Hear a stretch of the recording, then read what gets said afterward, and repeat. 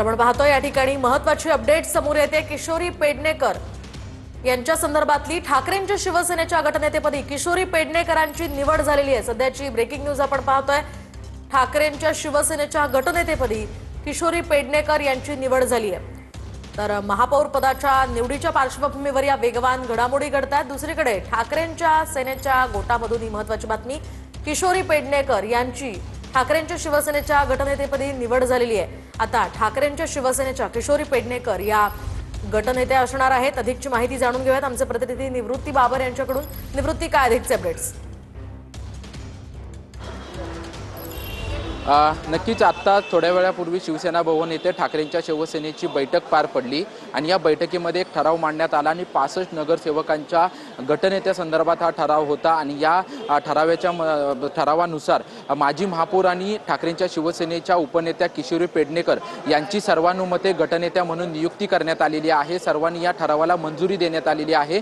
आता हे सर्व 65 नगरसेवक थोड्याच वेळामध्ये कोकण भवन येथील बेलापूर येथील कोकण भवन इकडे रवाना होणार आहेत आणि आपल्या गट स्थापनेची जी आहे ती प्रक्रिया जी आहे ती प्रक्रिया करणार आहेत। याच्या अगोदर आपण जर पाहिलं तर अनेक नावं गटनेत्यासाठी चर्चेत होते। यामध्ये माजी महापौरांची अधिक संख्या होती, त्याच्यामुळे किशोरी पेडणेकर यांच्या नावावरती अखेर शिक्कामोर्तब झालाय। किशोरी पेडणेकर गटनेते आहेत म्हणजे साहजिकच ठाकरेंच्या शिवसेनेला विरोधी पक्षनेता पद देखील मिळणार आहे। नक्कीच निवृत्ती, या संदर्भातले अपडेट्स घेत राहू। तुर्तास धन्यवाद दिलेल्या या सविस्तर माहितीसाठी।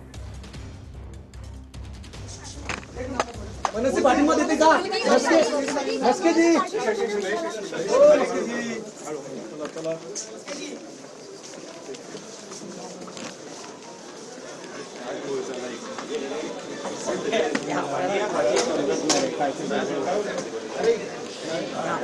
मनसेचे राजू पाटील हे आता इथे पाहायला मिळाले आणि त्या सगळ्या पार्श्वभूमीवर नरेश म्हस्के सुद्धा त्यांच्या सोबत होते आणि नरेश म्हस्केंनी मात्र पत्रकारांच्या प्रश्नावर बोलणं टाळलेलं आहे।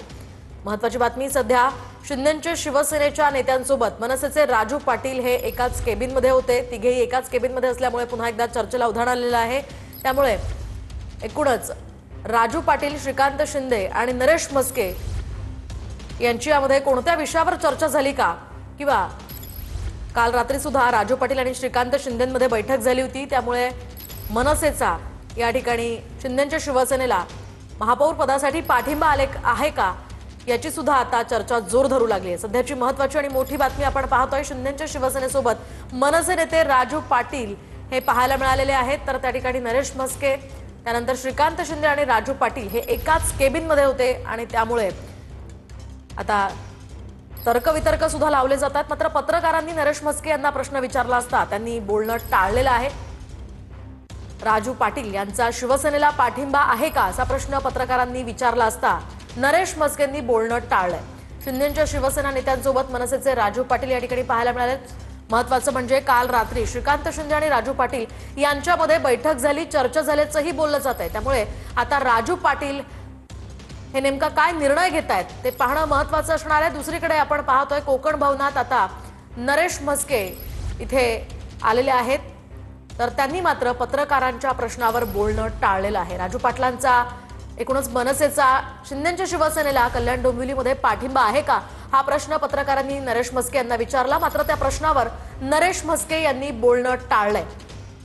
त्यामुळे आता हा निर्णय नेमका काय असेल, कल्याण डोंबिवली महापालिकेमध्ये महापौर पदासाठी शिंदेंचा मार्ग मोकळा झालाय का, किंवा नेमकं काय त्या ठिकाणी होतंय ते पाहणं अतिशय औत्सुक्याचं ठरणार आहे।